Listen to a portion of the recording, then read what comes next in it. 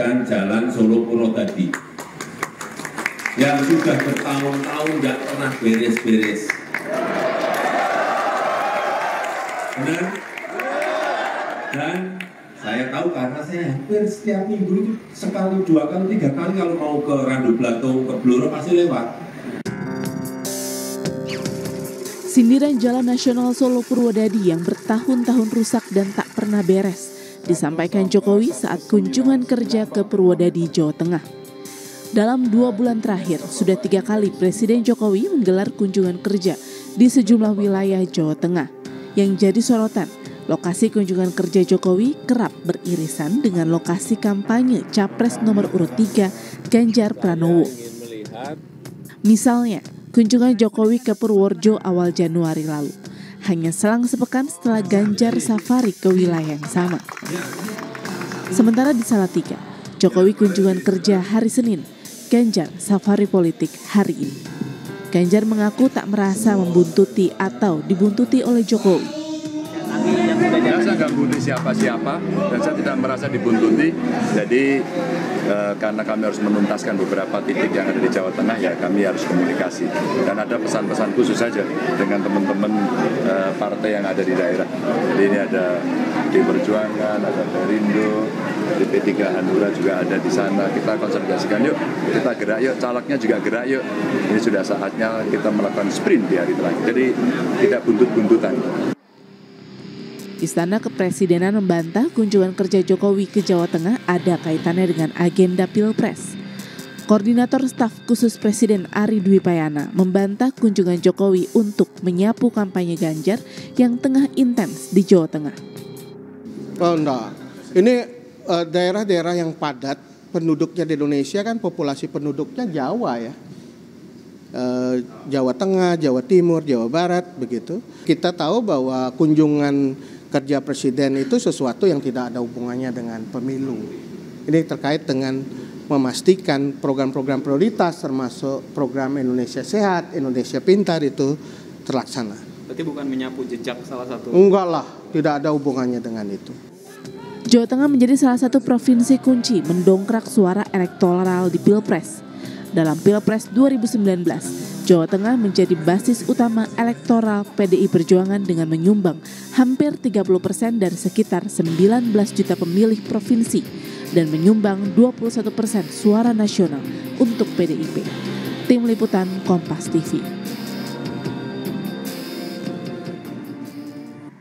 3 kali dalam kurun 2 bulan terakhir, Presiden Jokowi rajin kunjungan kerja di Jawa Tengah. Kunjungan Jokowi kerap beririsan lokasinya dengan safari politik Ganjar Pranowo. Benarkah Jokowi membayangi safari Ganjar di basis Banteng di Jawa Tengah dan apa pentingnya Jawa Tengah dari segi elektoral pemilihan Presiden 2024? Sudah ada juru bicara TPN Ganjar Mahfud, Ciko Hakim, ada juga tenaga ahli utama kantor staf Presiden Johannes Joko dan pengamat komunikasi politik dari Universitas Diponegoro Triyono Lukmantoro. Selamat petang Bapak-bapak semuanya. Selamat petang. Selamat petang Mbak Audrey, Mas Tri, Mas Ciko. Selamat petang. Saya ke Mas Tri dulu ya, Bapak-bapak. Mas Tri, ini kira-kira menurut analisa Mas Tri, kenapa kira-kira Pak Jokowi ini semakin intens ke Jawa Tengah yang merupakan basisnya Ganjar dan PDIP? Kebetulankah? Iya, diakui atau tidak ini bukan kebetulan. Dalam politik tidak ada yang kebetulan, ya. Bahwa itu sudah direncanakan lama, kunjungan itu sudah ada program, misalnya perbaikan infrastruktur, kemudian peninjauan distribusi kartu Indonesia Pintar dan sebagainya. Tapi harus diakui bahwa suara PDIP itu masih kuat di Jawa Tengah. Kalau kita lihat hasil survei terakhir dari Carta Politika, pasangan Prabowo Gibran itu kan masih nomor 2, Mbak. Kalah dengan pasangan Ganjar Pranowo Mahfud MD gitu. Saya kira tidak ada yang kebetulan, dan kalau kita lihat apakah ini kemudian sebagai cara untuk mendongkrak, itu bisa saja terjadi, tapi kita tidak. Tapi kan Pak Jokowi datang ini sebagai presiden kan kapasitasnya, ya, Mas Tri? Tapi kan kita tidak bisa melihat seperti itu juga sekarang. Sekarang presiden kan sudah berpihak kan. Walaupun dia tidak pernah menyatakan secara eksplisit, saya memihak anak saya kan enggak. Saya memihak paslon nomor 2 kan tidak. Tapi angin yang diberikan, peluang yang diberikan, berbagai program yang jalankan itu memang ke arah sana. Tapi saya ingat loh, saya tolong dipahami, saya bukan membela paslon nomor 2, paslon nomor 3, bukan, sama sekali bukan. Tapi ada faktor-faktor kebetulan yang memang kayaknya itu mendekati pemilu. Apakah kalau tidak mendekati Pilpres, Pak Jokowi akan seintens ini? Belum tentu juga, Mbak.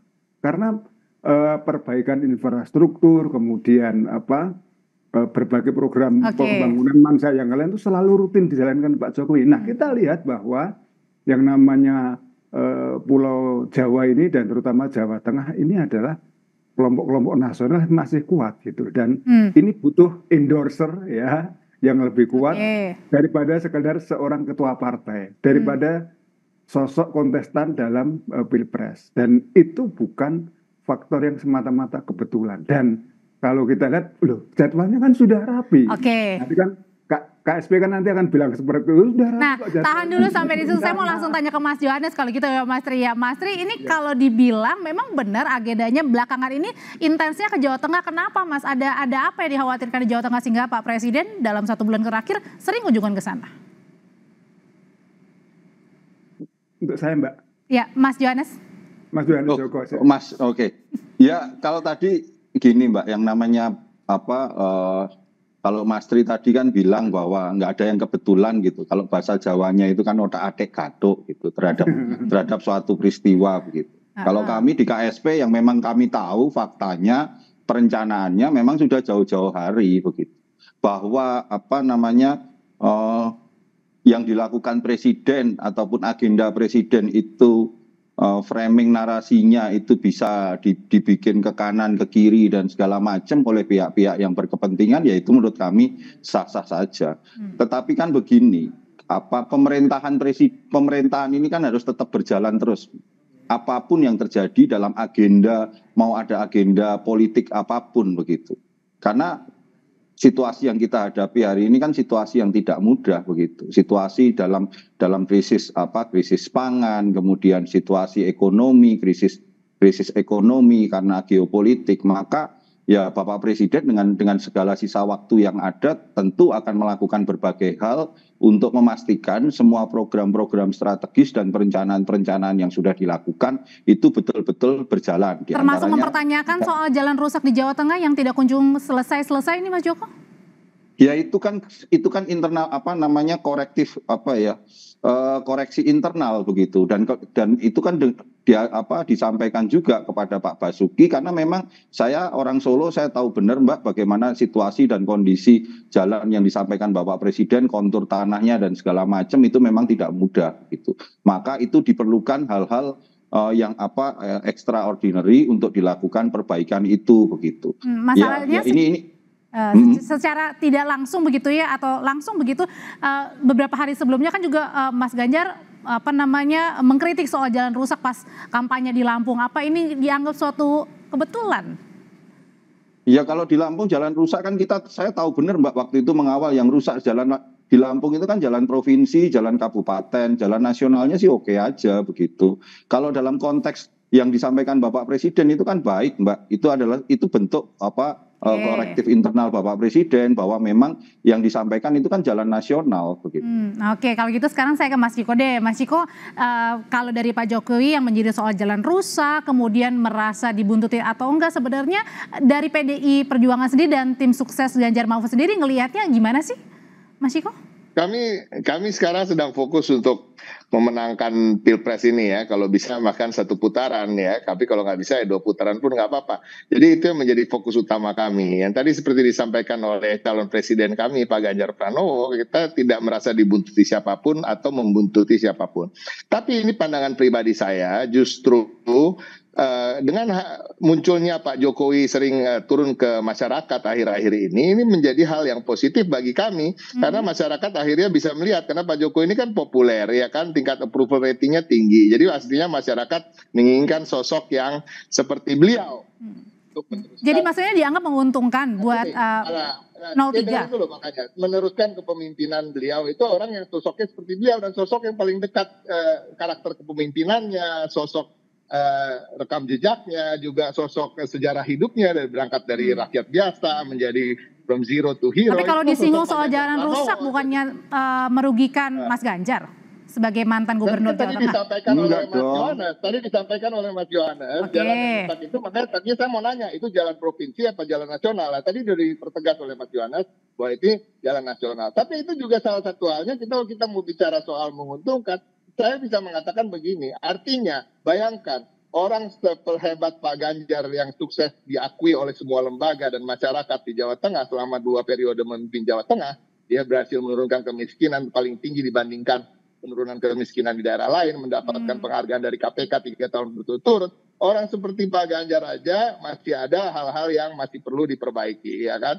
Nah, bayangkan kalau orang sosok yang menjadi presiden berikutnya tidak seperti Pak Ganjar yang energik, sukses dalam membangun daerah dan telah teruji, dia kan puluhan tahun menjadi gubernur dan sekarang dibandingkan sosok lain. Nah, artinya, memang sosok yang paling tepat adalah Pak Ganjar untuk meneruskan kehebatan-kehebatan dan apa yang sudah sukses dicapai oleh Pak Jokowi. Oke, kalau gitu saya pertanyaan berikutnya ke Mas Tri, benarkah Pak Jokowi yang sering belakangan ini ke Jawa Tengah justru menguntungkan Pak Ganjar, bukannya Pak Prabowo atau pasangan calon lainnya? Jawabannya usai jeda, nanti Bapak-Bapak menjawab, tetaplah di Kompas Petang.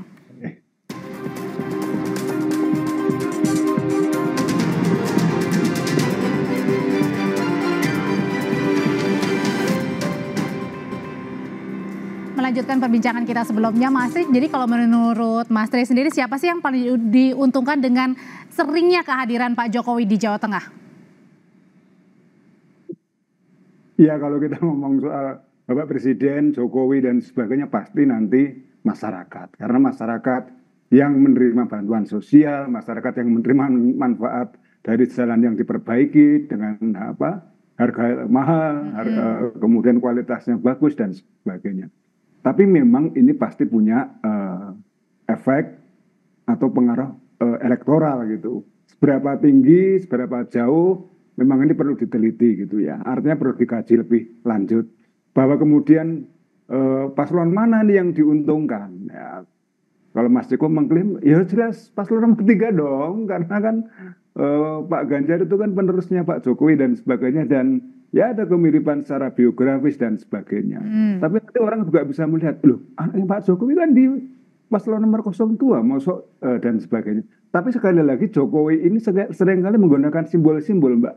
Dan tidak pernah secara eksplisit mendukung siapa gitu. Tapi dengan cara seperti ini, saya kira Pak Jokowi tidak bermaksud mengkritik kegagalan Pak Ganjar, enggak kok.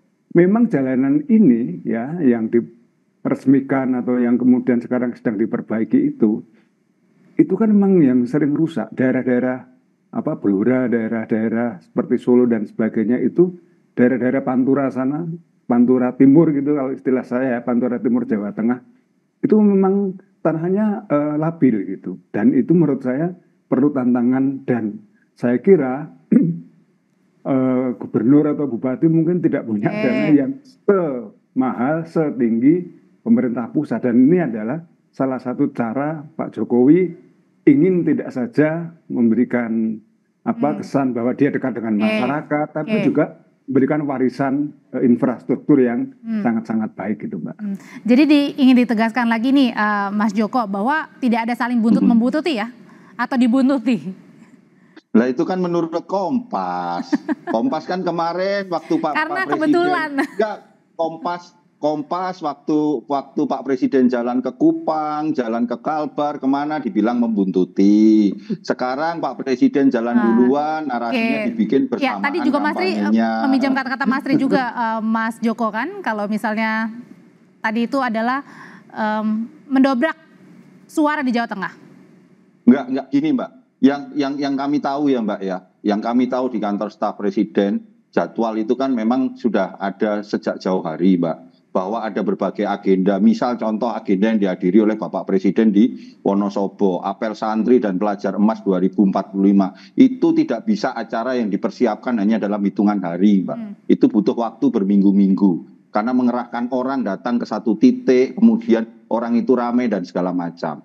Kenapa saya sampaikan ini, Mbak, bahwa dengan begini, ini salah satu contoh bahwa agenda dan schedule Bapak Presiden itu apalagi dengan urutan agenda yang begitu padat, begitu banyak agenda-agendanya. Itu adalah agenda yang betul-betul disiapkan dan terjadwal dan tidak bisa asal sekedar melaksanakan begitu, Mbak. Artinya dalam hal ini ya bahwa ada misalnya bersamaan itu kan tergantung framing teman-teman mau memframingnya seperti apa. Teman-teman kalau sesuai dengan kepentingannya. Kenapa saya katakan sesuai kepentingannya? Nanti kalau Bapak Presiden misalnya jadwalnya bersamaan dengan pasangan tertentu dibilang mengikuti pasangan itu. Nanti misalnya Bapak Presiden bersama dengan ini dibilang mendukung yang ini.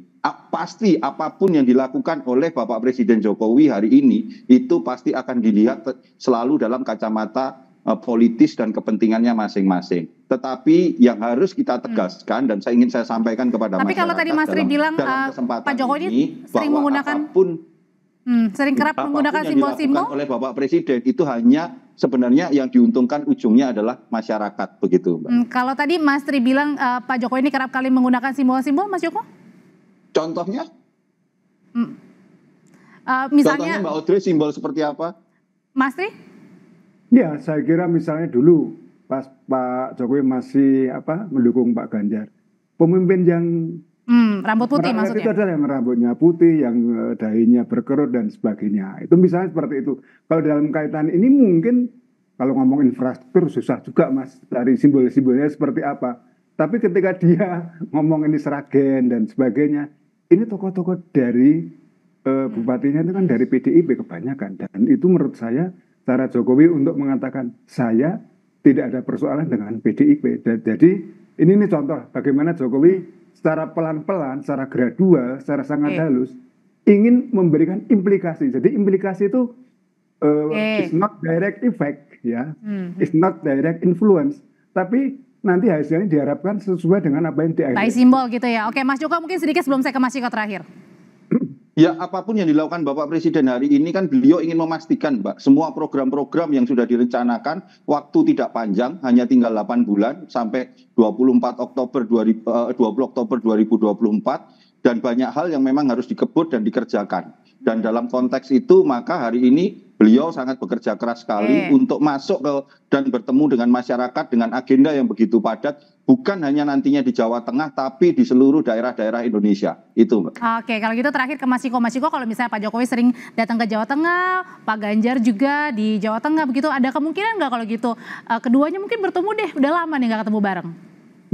Ya kemungkinan itu kan selalu ada ya, tapi kita nggak tahu ya, kita nggak tahu gimana jadwalnya. Saya sendiri kadang-kadang juga ketinggalan soal jadwalnya Pak Ganjar karena memang banyak berubah dan lain-lain, dan kita juga menjaga kerahasiaan untuk menjaga keamanan calon presiden kita juga. Nah ini artinya saya setuju tadi dengan apa yang dikatakan Mas Joko, ya kan, tentunya memang yang diuntungkan rakyat ketika presiden turun memberikan bantuan sosial yang memang adalah hak dari masyarakat. Dan ini juga kami pastikan akan diteruskan oleh Pak Ganjar maupun Pak Mahfud. Begitu juga tadi pembagian Kartu Indonesia Sehat, Kartu Indonesia Pintar, bahkan dilanjutkan dengan hal yang sifatnya penyempurnaan.